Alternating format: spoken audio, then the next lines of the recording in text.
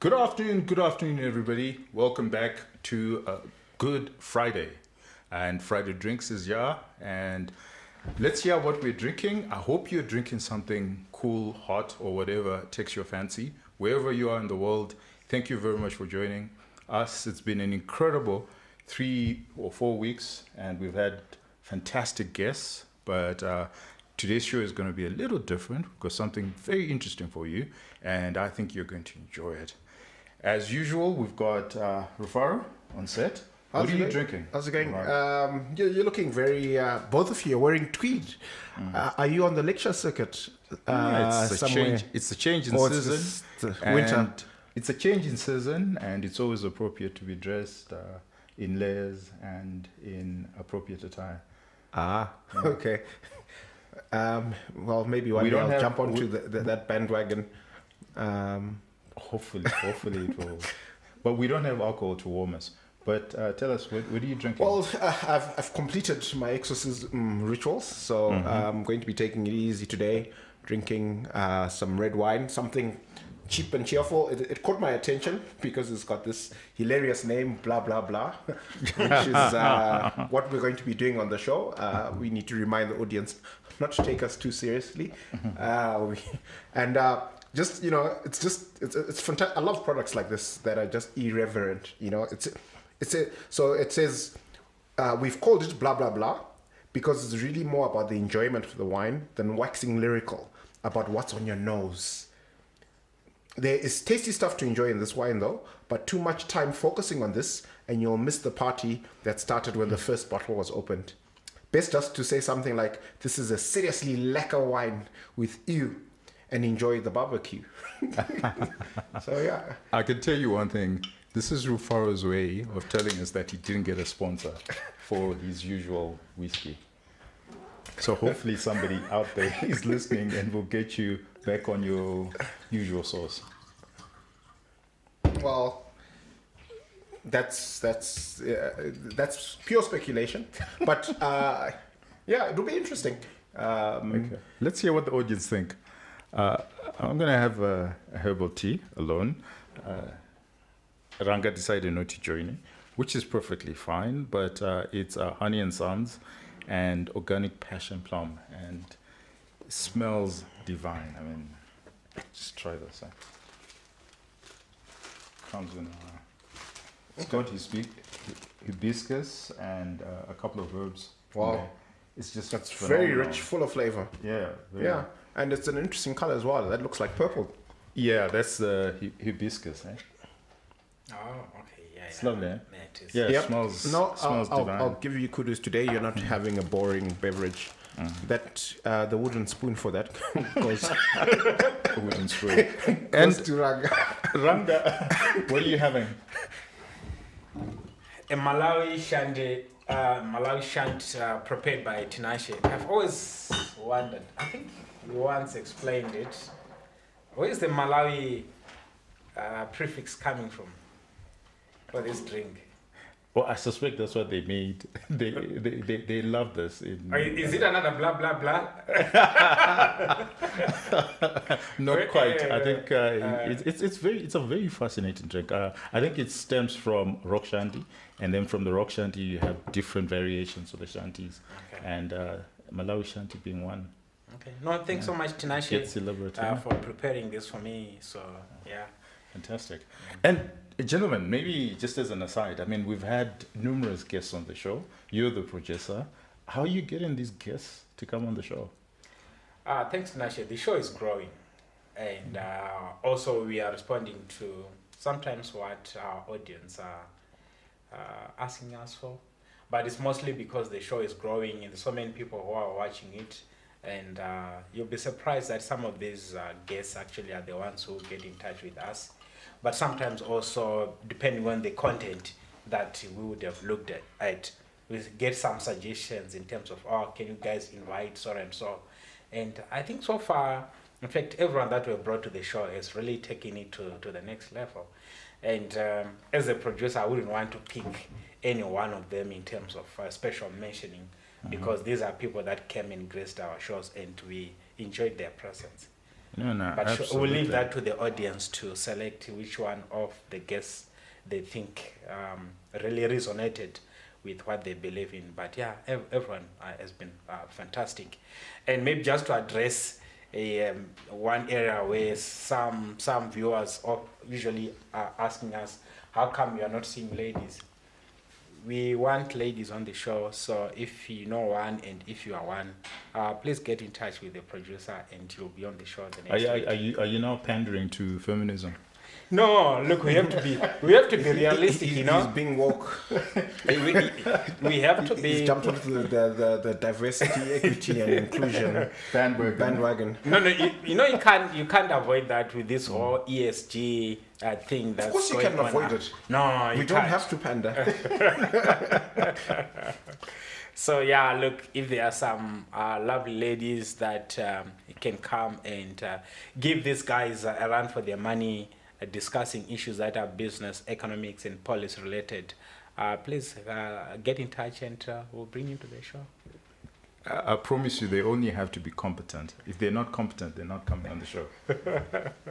Yeah, what are your thoughts on that? I completely agree with Tinashe. It's a narrative that is seductive. It's like communism. We should all have an equal share of the pie. But the real world doesn't work like that. And where it's been practiced, socialism and communism has made people poorer, whereas free market capitalism has made people wealthier. So I think you're much better off focusing on merit. Absolutely, I think. And just to speak to that, I think that there are a lot of competent women out there. Perhaps we haven't given them the space.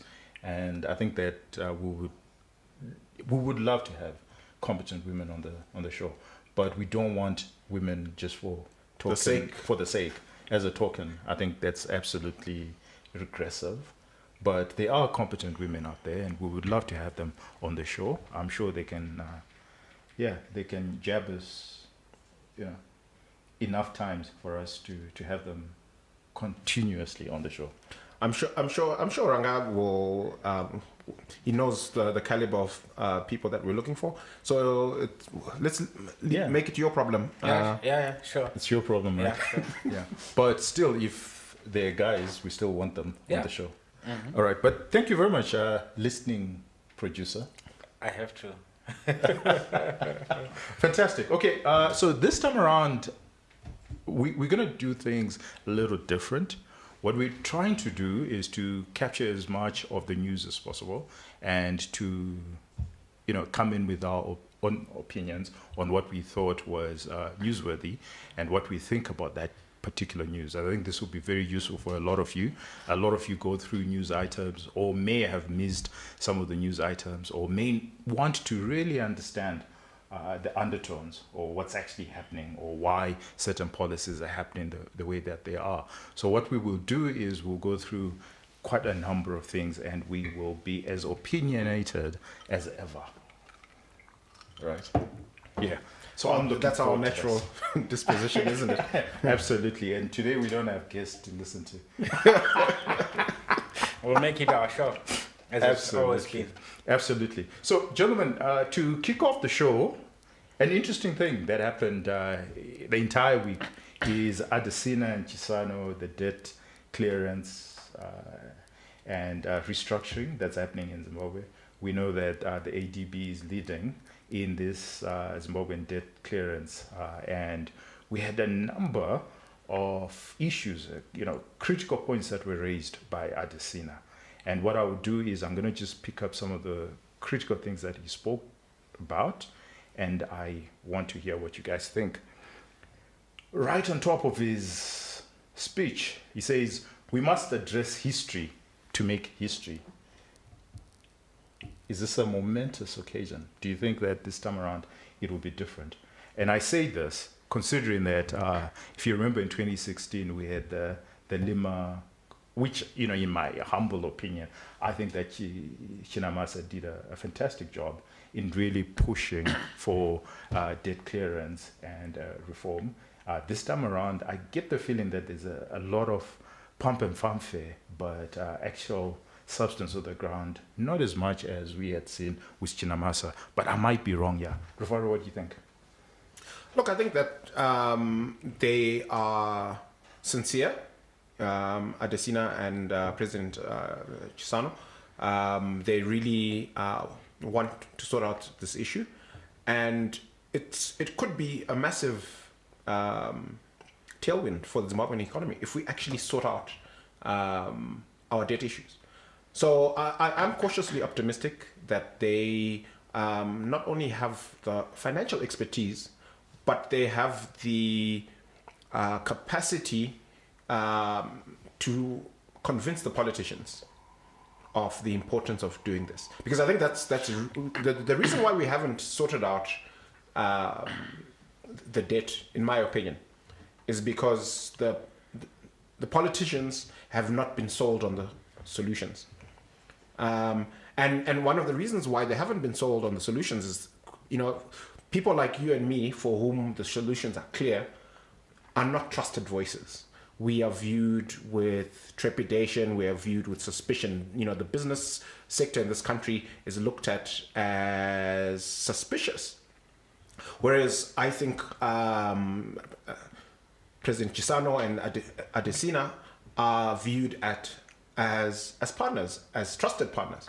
So maybe they will make that breakthrough in convincing the politicians to do the right thing and sort out this debt. But we have a roadmap, Rufaro, and that's where my worry is this is the second time around that they have come and they've had dinners and they've had all sorts of pomp and fanfare, and we understand that Chisano is actually being paid for doing this work, and a lot of speeches, lots and lots of speeches, some of them extremely tedious. But I think that the politicians, Chinamasa, but this is the point I'm trying to make, that Chinamasa went through the same process without any speeches and actually got to the finishing line, or at least the last mile. He got to the last mile with the Lima agreement. It then didn't pass, but at least he got very far. We're still at the beginning, and all we're hearing are speeches. And is it not a travesty that in the same week that we're talking about debt clearance, we then see that we've acquired a new debt, 320 million helicopters, the Russian debt that we've now acquired, that didn't go through parliament, that didn't go through due process. I mean, honestly, after all those speeches, and yet we're retrogressive. What's your view on that? I mean, honestly. So look, I have a different perspective. Okay. So if you think about where we are right now, I don't think it's a coincidence that we are seeing these conversations about our debt coming to the fore at the same time that we are seeing the Zim dollar looking like it's on its last legs. The rate on the power market is running away from us. The proportion of the economy that's US dollar is actually growing at the expense of the Zim dollar proportion. So I think that the writing is on the wall, that dollarization is going to happen. And I think that in a dollarized environment, it's much more important to sort out the debt issue, to be able to raise money and do all of these things. Okay, all right. And just to move on from that, and Ranga, you're now our resident lawyer. To those who don't know, Ranga is actually studying law. I don't know why you would, after you studied maths, you studied finance, and now you're studying law. Good for you. But maybe you can help us. He enjoys watching paint dry. That's one of his hobbies. Good on you, Ranga. But this is the issue I want you to address, right? So one of the points that Adesina actually makes, he says the issues, and these are the issues that have to do with debt clearance and the political reforms that are required, are not just economic or financial. They also involve governance, rule of law, human rights, freedom of speech, political level playing field, electoral reforms that will assure free and fair elections, as well as fairness, equity, and justice for the commercial farmers and other businesses who are dispossessed of their lands, for which there is clear need for restitution and compensation. why is this necessary in a debt reform program? I mean, why are we talking about human rights? Why are we talking about rule of law? Thanks, Tinashe. So I think if you step back a little bit, you then realize that I think a bigger part of our economic problems actually stem from they've got a political angle. So there are certain decisions that were made of a political nature that ended up clouding our economics in a way. So it's not possible for us to address the debt issue, especially when you're looking at the monies that we owe to bilateral and multilateral institutions without looking at other areas. For example, look at how we are not able to unlock new debt, or maybe the likes of Zidera, which is a legal instrument that the Americans have, and it has got certain milestones that we have to actually clear for us to be able to start normalizing our relationship with, say, the Americans. And look, it's a country, it's a political organization in a way. So it's not possible to expect even debt forgiveness or cancellation, or because that's where we are headed for. I don't think we've got a plan to actually pay it off. Because when you looked, one thing that also sort of surprised me, what Adesina spoke to, was the fact that it's actually the arrears which are actually creating more problems. So of the 5.7 billion, which is owed to, I think, bilateral, about 69% of that are arrears. And the shocking number is actually on the multilateral, where the just under 2 billion, about 97% of that are all arrears. So we're actually failing to pay. So at some point, maybe we might need to plead for clearance or someone to come and say, okay, we have cancelled your debt. But for us to achieve that, we need to... Can you I have a less charitable view. Let's wait for him. Can you please link human rights with debt clearance? So I would link human rights with debt clearance, maybe from a viewpoint that you need to have an economy that is productive and growing. And for you to be able to do that, part of what investors are looking at are those reforms, the politics, the elections, and things like that. So for us to even start going as an economy, you can't move until you have addressed... I think the Chinese would differ and would beg to differ. Look, remember we used to have the Look East policy. Yes. But at some point, I think someone whispered to the powers that be at the time that, okay, don't worry about IMF and the other guys that we owe. I think you will go to our Chinese friends. But I think at the end of the day, they also need to be paid. Okay. Yeah. And again, for us to be able I'm going to push back and say that Adesina here is just being paying lip service to certain narratives in the West. I don't think that I actually don't think that politics is an important part of this conversation. You know, you mentioned China. There are countries in the Middle East with Sharia law where a woman's testimony in court is half a man's, and you know. So, but the they're able difference to raise money. It's a law. So our problem is we have been lawless. That's the lawyer. Oh wow. So I would like to say, and the difference is you are mentioning things that other countries are doing that may be adverse to certain cultures, but it's part of their culture. It's part of their law. It's part of their law. What we were doing here was not part of our law. To just wake up one day and start taking. And maybe to just support what Ranga is saying, I think that if you look at who actually owes us money, it's a lot of Western debt. It's not the Chinese. But so hear I me think out. that the principles that we are governed by is he who pays The piper. calls the tune, and this is Western. This is Paris Accord debt. A lot of it is actually Western debt, and I think that those are the requirements. And if you look at Zidera, Zidera is very specific, right? These are the American lawmakers who came up with Zidera, and they're very specific, and it speaks to their society. And unfortunately, we took debt from them. So that's why it's affecting us. That's true. But what's also true is that if you think about our foreign debt, what's the number? 20 billion, 25 billion. The Chinese could write us a check for 25 billion. They haven't, right? Why? Right? It's not because of human rights issues. It's not because of the things that the Americans are complaining about in Zidera, right? It's simply because we have been behaving badly financially, right? No, I so totally agree with if we created a framework where the Chinese were confident that they could give us 25 billion and we would pay it back over, what the period that we agreed, right? They would give it to us, but they don't believe us. As you well know, Afreximbank did write a check, and unfortunately, we haven't paid it back, and we haven't even looked seriously at I paying think back. that's why we had said that it's not just economic. So you're speaking to the economic, and I wanted Ranga to speak to beyond the economic, where human rights are an issue. I think why are human rights an issue? The meat and potatoes of it is we have treated creditors with disdain. Local creditors, if you think about people who had blocked funds, right? They now own a treasury bill with zero coupon, right? And the more that is owed, the longer the tenure of this thing, right? So, okay, Rufaro, don't get ahead of us, please.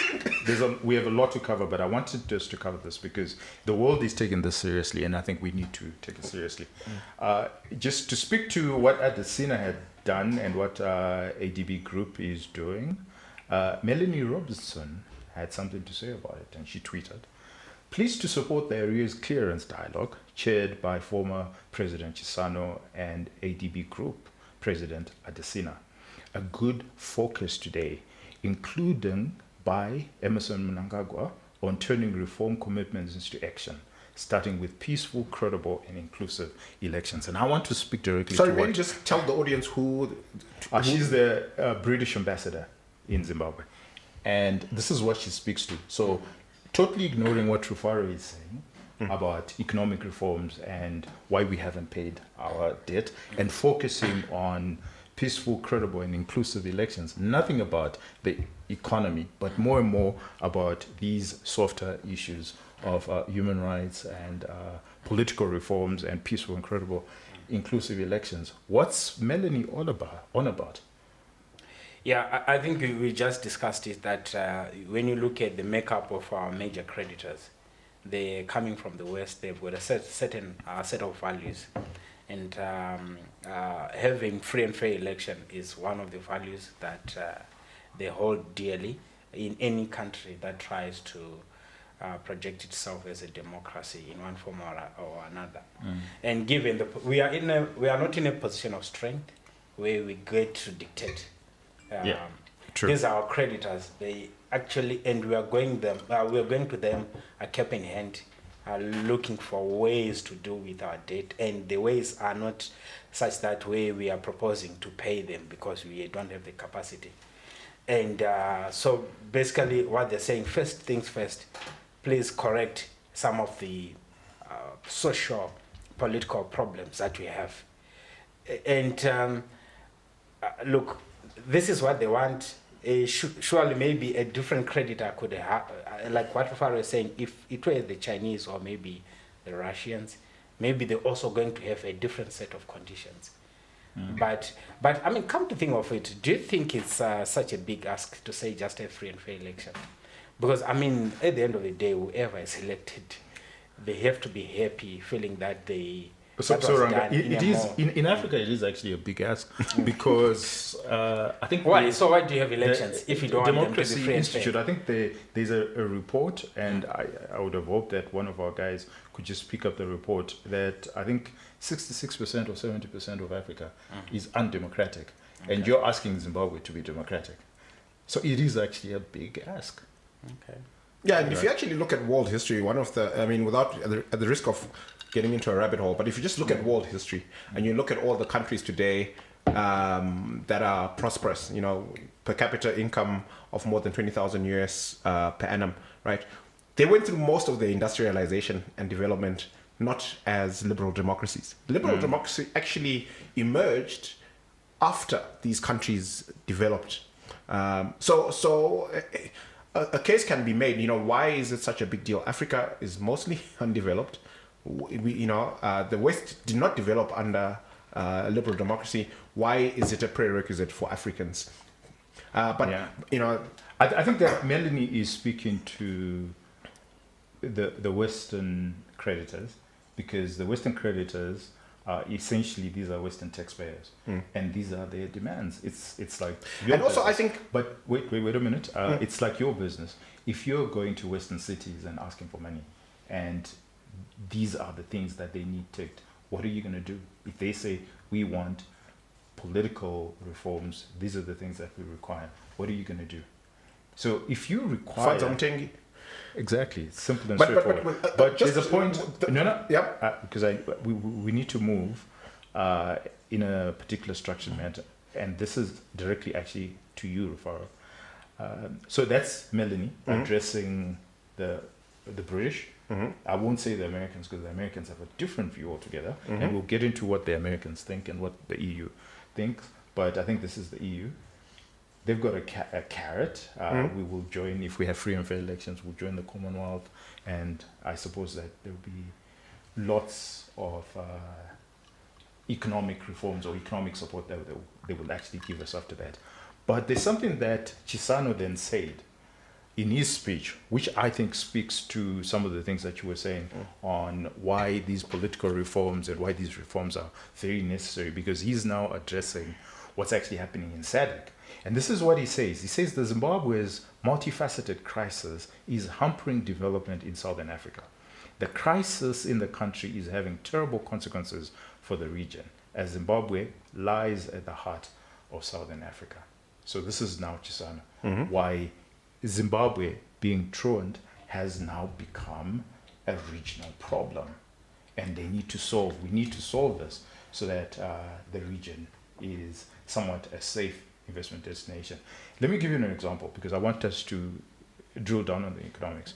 If you look at the hyperinflation that's actually happening in Africa, if you were to look at regional inflation rates, and you included Zimbabwe, then the entire region has high inflation. Even if it's weighted, it will have an extraordinary high inflation, higher than all the other African regions. If you look at risk from a risk perspective, you just look at Southern Africa, that risk will come, and it will come specifically from Zimbabwe and maybe the DRC and other countries. But I think Chisano is speaking to why we need to resolve this, because it's becoming a cost to the region. That's an economic cost. He's not even talking about politics. Melanie is talking about politics. Chisano is talking about economics. Yeah, no, I hear him, but I think, look, I not only am I proudly Zimbabwean, I have strong Pan-Africanist views, and one of my pet peeves, whether you look at it, Southern Africa or the whole of Africa, right, is we as Africa have more than 1 billion in population, but we contribute less than 3% to global GDP. And, Europe has some of the richest countries in the world, but in the 70s, they decided to integrate and form what is now the European Union. And, we are much poorer, and we are, as individual countries in Africa and in SADC, and we are much less competitive on the global stage. So we actually desperately need to be integrated more, to have frictionless borders, to have frictionless trade. And we've just not been serious about it at AU level, at SADC level. It's just talk. So, I think I hear him, but I think it's also a bit rich for him to be complaining about Zim's situation when he was president, and his successors, everybody else across SADC has not actually been serious about integration, about increasing. But they can't integrate. What he's actually saying, if you go into his statement, is we can't integrate when the country that's at the heart of integration is problematic. and is in an economic crisis. He actually terms it an economic crisis. We haven't termed Yeah, but it an economic see, crisis. so he's absolutely right, okay? But, he's also, I think that, so if just think about it from a personal perspective, okay? You've got friends and family. And if you somehow lose your way and everybody is concerned, becomes extremely concerned about your well-being, where people will sit you down and say, but you know what, Tinashe, maybe you need to make some changes to the way you do things, right? And it's, over the last 20 years that Zimbabwe has been flailing. Do you have experience in this? Over the last 20 years. He seems to have experiences in this, my dad. Right? In the last 20 years that Zimbabwe has been going from crisis to crisis, currency to currency. They've largely ignored it. Where was SADC? Absolutely. Okay, so the other thing that I want to speak to, and Ranga, I want you to come into this, because it's something that I'm also very passionate about, is, so we totally understand you don't understand the restitution with the commercial farmers. No, right? I don't. Yeah, but a lot of us actually understand and appreciate that this is a cornerstone of our debt clearance, that we have to compensate the former commercial farmers. But there's something that I just don't understand that we haven't talked about. The former black employees who were on the farms, 500,000 of them, and they're not in any way included in these talks or in any restitution or compensation. Mr. Lawyer, please explain to us. I mean, what has happened to a lot of them were dispossessed. They are no longer, they lost work. They're no longer on the farms. A lot of them had to go back, some were migrants, and a lot of them now are destitute. They're not being compensated. They're not being talked about. What happened to them? I would say with the pressure for us to pay the farmers is actually coming from external sources. So, and those external sources, obviously, they are more interested in the commercial farmers, their kith and kin. Because if you also check from Adesina's statement, he's talking about BIPAs, the Bilateral Investment Protection Agreements, which Zim actually had or has with some European countries. So they actually are some sort of guaranteed agreements that are there. But that's a different scenario with a farmer whose contract was between him Ranga, and the kith and kin argument cannot be made by Adesina and Chisano. No, because remember, these are like the key people that are still talking to our creditors. Okay. What if our creditors are making that demand? And who is making that demand on behalf of the former workers on these farms? But I think the way to look at it is when you look at the legacy of the whole land reform and the losses that were suffered by the locals, I wouldn't say it's not just the farm workers who were affected. No, they were affected directly. But you and I were affected by the years of economic decline that then followed as a result of that. That's indirectly. That's indirectly, right? Yeah. But it doesn't take away the fact that we were all affected. I actually think that if we address the problem with the farmers, we would have created a platform for economic turnaround and maybe give us a chance for a revival and for us to start having a decent life altogether.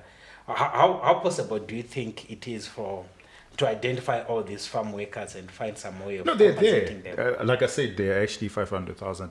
I actually want to blame civic society. I think that civic society has not done enough to, first of all, to actually put this claim that the black, so I'm kith and kin, these are my kith and kin, that the black laborers on these farms were dispossessed of their jobs. They were how many of those affected. were given land? Maybe Not many. It's that is something many. that government can not do. Not many. It's 500,000 of them. Okay, they need to identify them, give them pieces of land around their farm, and then I think that's the state could do that, but I think that they need to be included in these in the compensation. in the compensation. I think that they were directly affected by land reform. They were directly affected because they lost their jobs, and I think that civil society has to play a role in mobilizing these black former laborers, and I don't think take it's the civil matter society's problem. I think that just like what is owed to the white commercial farmers for improvements, whoever is actually on the land, who's currently benefiting from having access to that land to be able to farm and run a profitable operation, they must pay the white farmers, and they must also pay the workers because they are getting the fruits of the land. I think why is it civic society's problem? No, civic society's role, part of their activism, is to protect the rights of the disenfranchised, and the group here that is at a weak place are the black laborers, because they're not mobilized, they're not empowered to represent themselves. So unless somebody does it for them, it'll be very difficult. A lot of them were migrants or were then pushed out back into Malawi and Mozambique. Yeah, right? but and nobody has mobilized. But who did land reform? It was the state. Who has worked out that we need to move on quite quickly on this issue. So the other thing that was highlighted, and I want you to speak to this, is the IMF SMP, right? What does it mean? So Adesina says, you know what, they've actually agreed to a funded SMP, and Zimbabwe will be back on this. The last time this was done was actually in 2019, I think September 2019. That's when we had the last SMP. Would you like to speak to that? Because that's something that is economics related. The Chinese would be very much interested in this. So basically, the SMP staff monitor program, so they're monitoring Treasury. They're basically appointing a babysitter for Treasury. And we've run this experiment before, by the way. Like you said, in 2019, and that was not the first staff SMP, monitor. yeah. We've had many of these. Our problem in this country is not that there's a dearth of astute financial advice. We have access to the best financial minds in the world. We've got all the advice that we need. What we actually need is to have the humility to accept that we're getting certain important things wrong.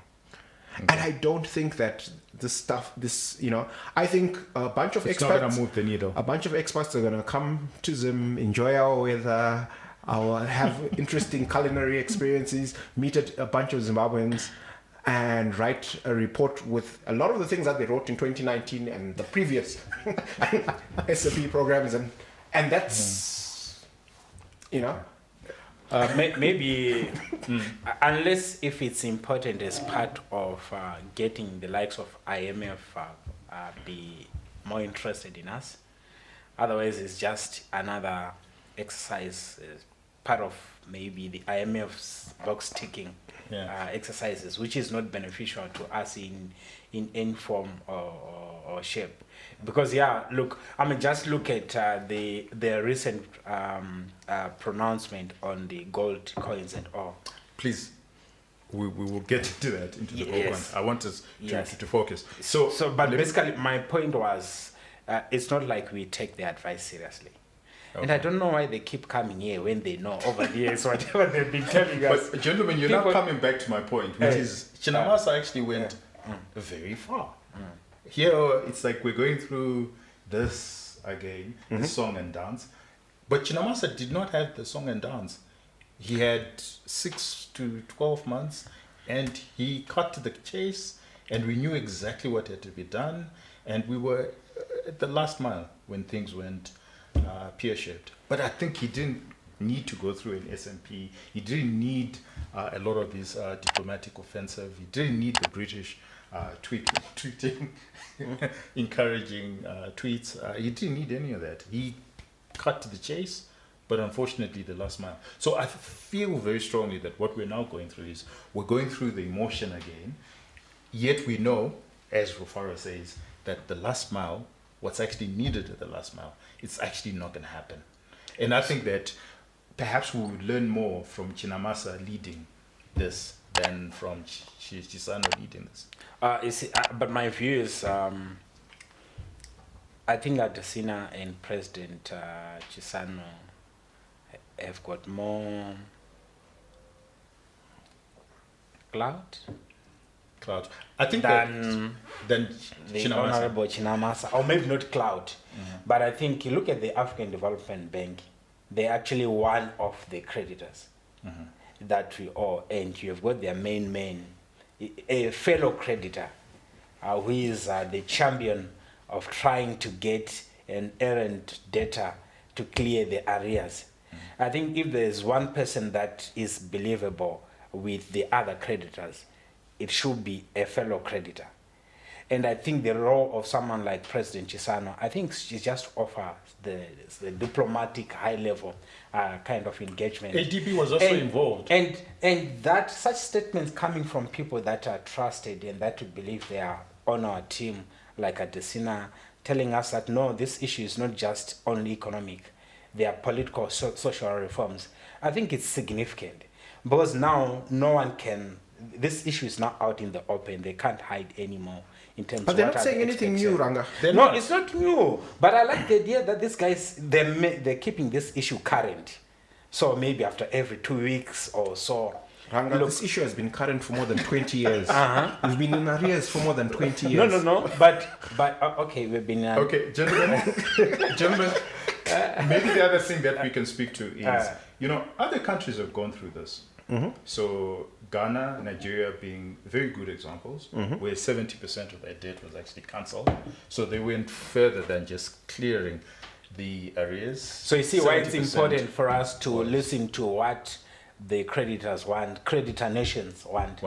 Yeah. So if they say political reforms and we tick that box, they might wake up one day and say, okay, we've cancelled 70%. But when you look at Ghana and Nigeria, this happened in 2006 or somewhere there. When you look at Nigeria, this is after the political reforms, which actually happened in 2000, but the actual deal only happened 6-7 years later. Similarly with Ghana. So are you saying that maybe we have got 6, 7, 10 years? It's an arduous. So what I want us to do is to forget the diplomatic offensive and actually realize that this is an arduous process. And look at Zambia. Zambia has been at it for the last 2-3 years, and they've only moved an inch. They still need to move quite a bit to actually then get a deal done. But the point is, Nigeria, Ghana, it took them 6 years. 6 years post political reforms. We're talking about having the political reforms. So I think that we need to taper our expectations. But more importantly, I think that Chinamasa has the learnings. He has done this. And I don't understand. And Chinamasa is actually part of ZANU-PF. And I don't understand why we're having to go through the same process again with a different song and dance. Honestly, I don't. But maybe let's hear from the audience. Do you think that this is going to lead us anywhere, anytime soon? Yeah, listening to you, I've just moved from being cautiously optimistic to being quite sad. Hey, you don't need to take my word for it. But yeah, let's hear what the audience thinks and look at Ghana and Nigeria as very good examples. Kenya never went through debt restructuring. They're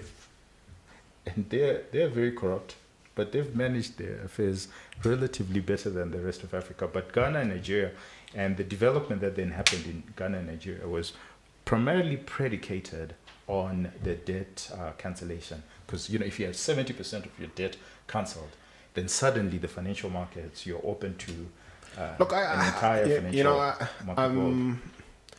We're just not serious, because I believe that we've said we're looking east for the longest time, and I think that behind closed doors the Chinese have been very clear about what the circumstances would be for them to write us a big check, and we just haven't come to the party. Okay. Now, so let's go to the digital gold coins, which have been successful, relatively. Have they been successful? Well, What's your 70 benchmark for 70 success? 70 kgs of gold has been sold. Is that a success story in the context of our country? Let me ask the question, or let's actually get down to the details, right? 70 kgs worth of gold has been sold in digital gold, right? And this is just after 2 auctions, and I think that that's relatively successful because there's been an uptake. If you think about it, that's 10, 12 million US dollars using the correct. So there's $12 million out there in the market that saw it fit to buy these digital gold coins. So I'll put it to you that you're looking at this through the wrong lens. Okay, go ahead. So the correct lens to look at this is who is actually buying these gold tokens, right? So there is a lot of capital in our country that is trapped. So it's being managed. This is money in pension funds being managed by regulated asset managers, and the law is very clear that they have to own a certain percentage of their portfolio in prescribed assets. And the universe of prescribed assets is not vast. There are very limited options. They can either buy treasury bills or these gold coins. So Digital. it's digital or physical. Okay. Well, I'll get to that question, but please go ahead. Right. So they basically are trying to make the least bad choice. And because the digital gold coin is going to be indexed to the price of gold and the exchange rate, it's a proxy for... It's better than the treasury bills. It's better because you are definitely losing money there.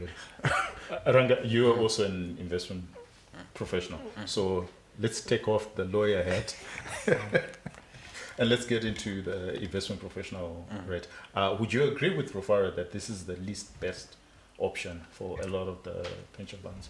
And it has less to do, if I correctly capture what you're saying, it has less to do with that it's gold, but it's a proxy on gold, and it offers a better coupon rate than treasury bills.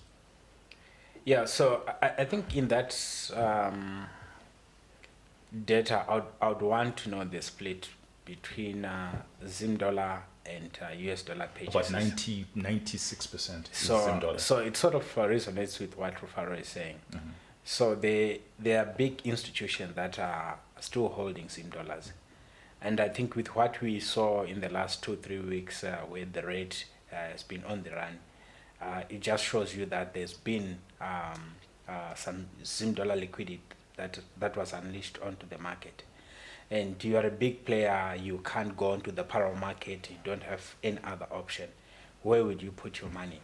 So, and even if you also look at the feature of this gold token, it's prescribed asset, liquid status, and things like that. There are institutions that are naturally compelled to support it. It's better to hold that than maybe getting TBs or even getting non-negotiable certificate of deposits, where even on those Zim dollars you just get a paper, nothing It's on zero, it. It's 0%, 0. Yes. yeah. So, and in fact, that's the kind of vibe you get even from, say, asset managers, because they are looking for any paper that can sort of retain some value. And institutions out there are desperate in terms of the options, asset classes that can play that they can play into. I don't think there's someone who's super excited who would actually take theirs US dollars. I mean, we are saying 70% of the transactions are now in USD, but it's true, we've got an instrument that is supported 90% by a current that is dying. What does it tell you?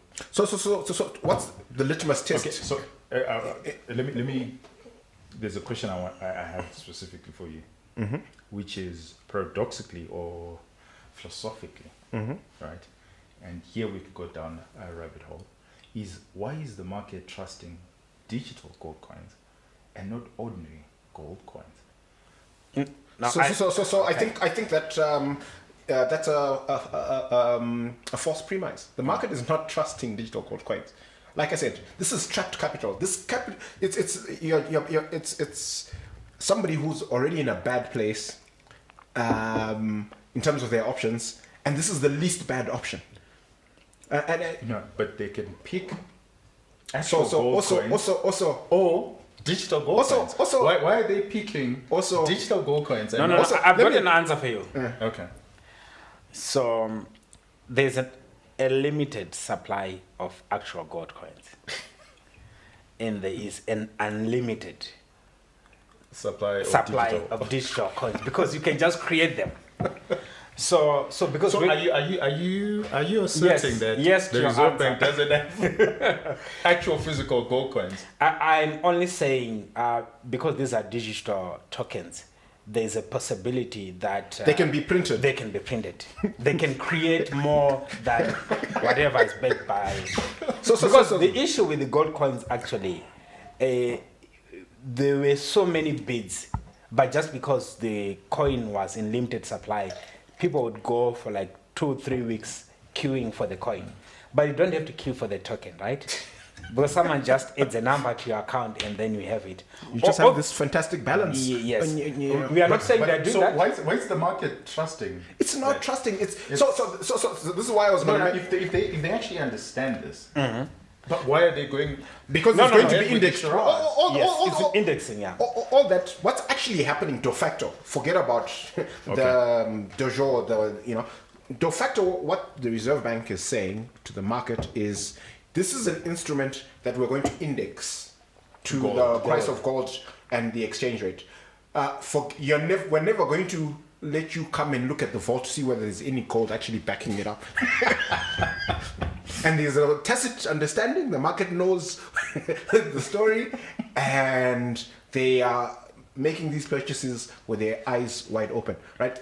Gold, by the way, has outperformed the US dollar over the last 100 years. Okay, so if this digital token was really backed by gold, right? Ordinary Zimbabweans would take some of their cash US dollar savings, and they would want to buy these things, right? But come on. Even the institutions themselves, because they are sitting on US dollars. So you see, a number of asset managers are actually preferring getting into back-to-back arrangements, special arrangements with players that can assure them of a US dollar return. So there's actually a significant market for a US dollar kind of products. So the fact that even they are not excited to take the US dollars into the token just tells you their perception of the token. But it's not a bad, or you're an asset manager, when you view it just looking at the features right now, it looks like something that you can put your money into, especially the money that's losing value on a daily basis. It's better than 0%. Yes, it's certainly better than 0%. It's better than 18% TBs. Yes, and then the other asset class will be the equities. But the equities has also been sort of decimated in a way because of the migration to the VFX. Okay. So you are So limited. script is just not there. It's just not there unless you're just so buying with a counter. with that, gentlemen, if we look at the implied rate with the digital gold coins, it's giving us something like 1,700. The auction is at 1,400. The power market rate is at 3,000. Please speak to these different rates. Why is the digital currency? Why does it have an implied rate that's higher than the auction but lower than the power market rate? Because I'm speculating here. Okay. But basically, what that pricing is telling us is that they don't want to give you, they want to give you less value in terms of the upside. If you're starting from 1.7 and not 1.3, there's less upside, isn't there? Yeah. So because essentially, what is happening is that you have a debtor-creditor relationship, and the creditor is the issuer of the token, and they want to pay less, over time. Yeah. So you start at a higher rate. Okay.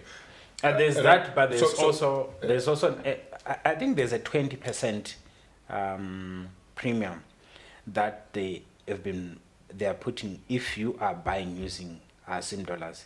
That was more or less the same even with the actual gold coin. coins. Okay, So that that's probably a good point. explains the. But Draga, the question I have for you is, even if we use a rate of 1,700 when the rate is at 3K, these digital gold coins are going to be 6 months. I think the tenure is 6 months. You and I can speculate where the rate would be, but let's safely assume that it would be double 1,700, so somewhere around 3,400. This is the official rate. Okay. So obviously there's a loss there, and there's a loss of 71 kgs because you bought 71 kgs at 1,700. If the rate gets to 3,400, it's a loss of 71 kgs. Who's going to carry the burden of 71 kgs of gold? Who's going to carry that loss? It's the holder of the token. Central bank. Remember, the holder of the token is actually going to benefit, right? Because the rate has moved from 1,700. In 6 months' time, if the rate is at 3,400, they're going to present their digital gold coins to Reserve Bank. I think you're looking at it wrong, Tinashe. So, because remember, the Reserve Bank has the power to print some dollars at zero cost. Okay? So the question is, when the bill comes due in 6 months, are they going to pay more than what they would have had to pay if they had a CPI indexed instrument, or they're going to pay less? Because a fair return, Not on CPI.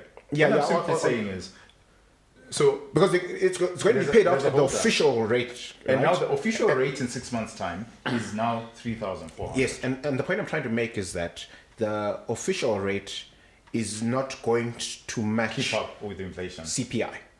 But that's okay. But in absolute terms, so the difference, it's a cost. So I hear you. You're Yes. saying that it's actually not going to be 71 kgs. It might actually turn out to be 20 kgs, but it's still a significant amount. And I'm asking, who is going to bear that cost? But I think the main objective, they're using it as a policy tool to try and reduce the gap between the official rate and the payroll rate. So they're saying, we are giving you this instrument so you don't have to go out into the market and buy USDs for purposes of value preservation. So theoretically, if they were to achieve that, I think whatever loss that you're talking about, it's worth paying. Versus, the... No, but there is no loss, Tinashe. The token does not come with an obligation for physical delivery of gold. So If there's a payment, there's a $1 payment. I've just put it in Yes. in gold weight. That's all I've just done. Right? Yes, but- so I'm saying that if the rate is okay, so let me simplify it. If the rate is 1,700, if in 6 months' time the rate is 1,700, then everyone's books are square. Do you agree? Yeah. But if in 6 months' time the rate is 3,400, so it's actually doubled. The auction rate or the official rate has actually doubled. It means that someone is carrying a loss. Also, what you're assuming is that there is no gold, right? Because if there actually was 71 kgs I'm of not gold, assuming. I'm taking what you're saying. Yeah. I'm taking what you guys are saying. That you say, you know what, we actually don't care about whether or not there's actually gold, but just purely on those numbers. But you're right. If there's actual gold, There's no then loss. There's no loss. Then you just sell Yeah. the gold. But if there's no gold, if there's no gold, then they're just going to print a bunch more some dollars. there we go. And what's most likely to happen of those two? Okay, gentlemen, I think that's our cue to move on. So the next thing that I want us to talk about is, government attacking business on spiraling prices. But I want us to do so in the context of the Permanent Secretary of Finance and Economic Development, George Gomatanga, statement. And this is what he said. I will categorically state that since I came into office, I've never printed money. I came into this office, I've never borrowed even $1 from the Reserve Bank. Despite the fact that within the Finance Act, we put a provision that Treasury can borrow up to 5% of my total budget. But I've had an opportunity last year to borrow. I was in a tight situation and needed temporary accommodation for 24 hours from the Reserve Bank. My team here refused for me to borrow. And that's how disciplined we have been. So when I pay contractors, that is when we monitor M3 and reserve money, there is no money printing. He goes on. What simply happens is that what increases is the velocity of money. The velocity when I have the money here at Treasury and the velocity when in your account is different. That is in customer's account. Gomatanga say that even the salaries for government workers, which constitute about half of the 4.2 trillion national budget, cause movements in the exchange rate. He said while payments to contractors and suppliers to the government increased the velocity of money, this is how it worked in other normal economies. The velocity of money is a measure of the rate at which the money is exchanged in the economy. It is the number of times that the money moves from one entity to the other. The velocity of money also refers to how much a unit of currency is used in a given period of time. There's a reason why I'm going through this statement, because this is something that the permanent secretary has said. As long as I pay from the revenue generated from taxes and I'm not borrowing from the Reserve Bank of Zimbabwe, that should never be an issue at all, because that does not increase the money supply. Quite a mouthful, but a very important statement by the Treasurer of Zimbabwe. What do you make of this? I think it's very concerning listening to that, because there's a disconnect between the statement and the reality on the ground. Okay? So if you actually just look at the official, right, without speculating, if you look at over the last 3, 4, 5 years, if you look at the official money supply numbers, right, there is significant growth that has correlated quite closely to what we see happening on the power market. So, so there's that disconnect between this statement and these facts, right? So so if the drivers have this world view, right, then we have problems. What he forgets to mention, Ranga, is since this new government has come into power, we've had numerous condonation bills. Would you like to speak to what a condonation bill is? So he says he has spent money well within his remit and there's no budget deficit. He spends what he's collecting. But every 3-4 years after, Parliament gets to pass these condonation bills, which at last count, the first one I think we passed was about 10 billion US dollars, and then another one was about 4 billion US dollars. This is money that the finance ministry or treasury has overspent. So we only get to know what he has overspent 3-4 years later. Yeah, can you speak to condonation? What it means? So I would say in simple terms is a situation of someone going beyond their budget and then just come to you and say, sorry. I don't know what happened. I don't know what happened, but and it's namari. Or in fact, I used what I wasn't supposed to use. I don't know if please authorize this in retrospect. Yes. Please ratify it, authorize it in retrospect. I don't know who would want to run the business in that way. Imagine you're an entrepreneur, Tinashe, and in fact, okay, as an entrepreneur, you could do that. But imagine your manager coming to you, and they are telling you that, you know what, I've got a 5, whatever number hole, and I realize that I've used more than what I was supposed to use, and they keep doing that all the time. So, but I wanted to comment also directly to his statement, and say, so in his words, he's saying the only thing that is causing the rate and the inflation and everything is velocity. Is velocity.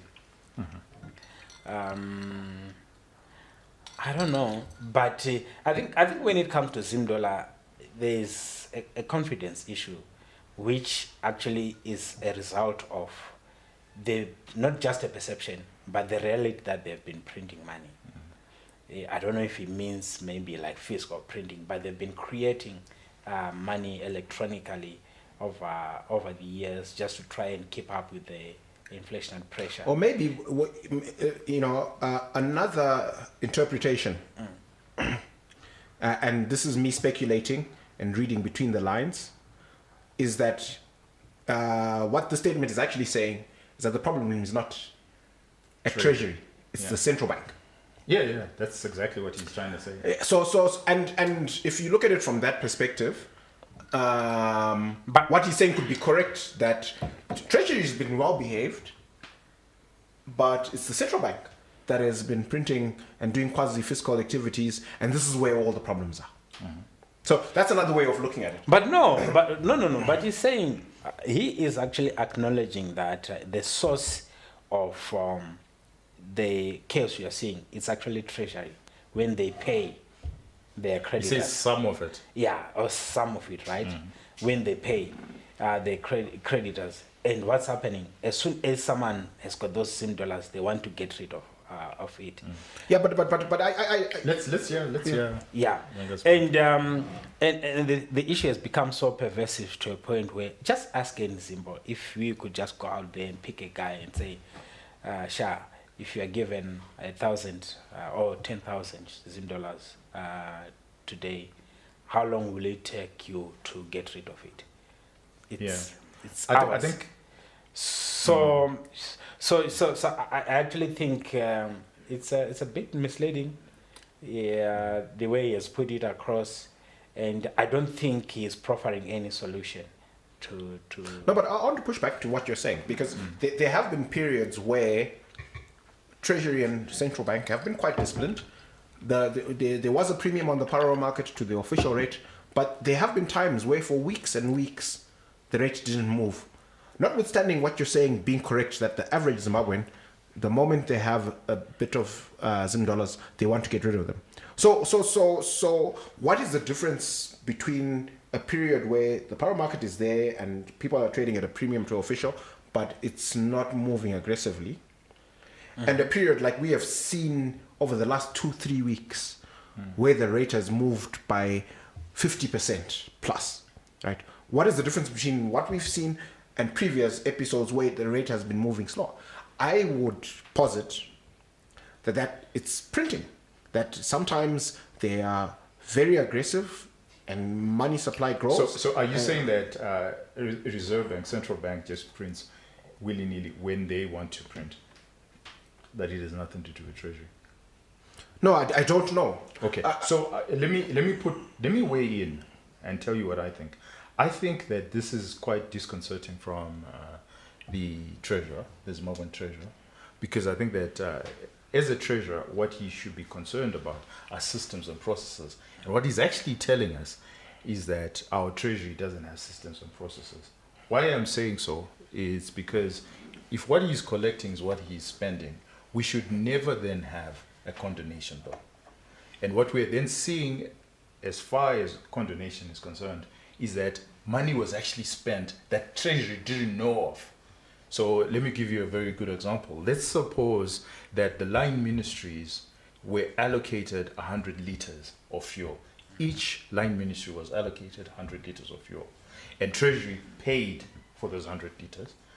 And come to the end of the year, Treasury, as provided by our treasurer, says, actually, I didn't spend more than 100 liters for 100 liters. Here are my receipts. Then it turns out 3-4 years later that actually the line ministries spend 200 liters. And Treasury didn't know about it. So only in their reconciliation do they come to terms that actually the line ministries were spending more than they had. And I say this because if you read through in between the lines of the promulgation, I think it's 365, right? That then was, I think this week it was rescinded. But there's something to that where a line ministry is actually telling us that you are not supposed to know how much we're spending. Right? This is a line ministry actually saying, you know what, we're going to spend on a number of things and no one else should know. Yeah, so what you're saying would make sense in an economy where the local currency wasn't perishable. So, because what you're basically saying is that 2 years later, when the condonation bill is passed, is when the check is actually written to the supplier of the line ministry. No, that's not what So, I'm saying. so if the check is written to the supplier of the line ministry in real time, like when they get whatever goods and services they order, right? How is it possible for that check to clear without Treasury knowing? Because it's a running tab. So if you're supplying fuel, what happens is you keep paying and you keep owing, but you're owing in number of liters and not in Zim dollars. So you keep owing, and all you just need to do is, if you're given 100 liters, so if a line ministry is given 100 liters, what they'll do is they will spend 200 liters, and they will say to the supplier, we owe you 100 liters, but they'll just push it to the next year, and push it to the next year, and push it to the next year, until eventually. Okay, no, I hear you. Until eventually the Treasury has to make those payments. Okay. Because whether it's Total or whoever Has now decided, okay, I'm not going to supply. So if it's a road contractor, for example, it's the Ministry of Transport, right, that's in charge of that. And Treasury may not know that the Ministry of Transport actually approved more hours of work than they should, than the budget would have allowed. So that's why I say, I'm reading in between the lines. That Okay. Actually what George is saying is actually even more worrying, because it speaks to systems and processes. Then the second layer is maybe those payments are actually being made by central bank and not being made by Treasury. That's another worry. So you have systems and processes worry. Then you have a central bank that dabbles in quasi-fiscal activities where somebody realizes that Treasury is not going to pay. They go directly to OPC, and then OPC then says, okay, make this payment, but if Treasury is not going to pay it, get central bank to pay it. Yeah, but Tinashe, we've been at this for 5 years. So if we were having this conversation in 2018, right? You know, it's the new guy. They're figuring things out. You know, okay. Some line ministries, you know, make these orders for goods and services that are outside of their budget. That can potentially then be a problem through the condonation bill. We need to fix that, right? Some payments were made through central bank and not through Treasury. Maybe we should change the way we. This. No, I get your point. It's been 5 years, my guy. I get your point. Just to speak to the numbers, gentlemen, on money supply, just contextualizing what George is saying, and the reality, right? The reality is that broad money supply increased by 442% in March. This is year on year. Okay. Right? And those are the latest numbers. Those are the latest numbers that we have. So maybe now it's in the 500%. And the local currency increase. So the broad money supply, you could argue that part of it is just exchange rate movements. But the local currency, so how much money has been printed on a year in March, was 322%. And yet we're told that the blended inflation rate is actually 72%. What does the blended inflation rate mean? You're an economist. Do you understand it? Because I don't.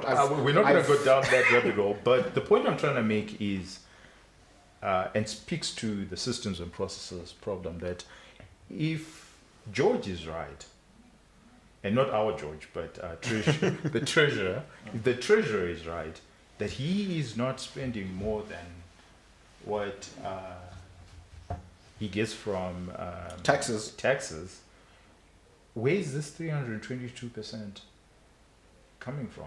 Because the central bank is not on its own forelic. The central bank spends based on what government wants. And 322% is not a small change. That's the highest money supply in the world year on year, 322%. You can't tell me that central bank is on its own forelic. Well, look, what that money supply growth number tells us is that we are being incredibly reckless and irresponsible with our local currency. And if anything, we are actually fueling the lack of faith and confidence in the Zim dollar. And if, and when you look at it from the perspective of money supply and these horrific numbers, it then starts to explain what we've seen in the power market. Because when the big payments are made to government contractors, right, these are very closely monitored. So what I suspect happens is that the big contractors are not active directly on the parallel market.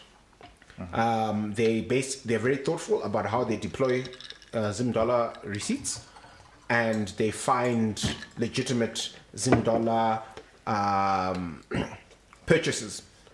And the second tier of suppliers, people who are being paid by direct government contractors, are also alive that they've received significant amounts of money, and that if they participate directly on the parallel market, they will run afoul of FIU. So I think what's been happening is that the big players are very thoughtful and careful about how they place their Zim dollars, and then those Zim dollars change hands maybe 5, 6, 7 times before they are now the recipient has received a small enough amount that if they participate on the parallel market, they are flying below the FIU's rate. Because the FIU very good point. can audit big amounts quite easily. But once the amounts get sufficiently small, there's so many transactions, it's impossible to... So there's a delay. So then there's a delay between big contractor gets paid today. We feel the impact in terms of the exchange rate 30, 45, 60 days later, instead of immediately. Because the money has to change hands so many times before it has an impact on the parallel market. No, very good point. I think it also then speaks to the velocity that George is speaking to. So I don't necessarily have a problem with that argument on velocity, but I think that he's also playing fast with the truth. I think that the condemnation bills that we've passed in years gone by show to Treasury actually spending more than they have. Okay, the producers this end.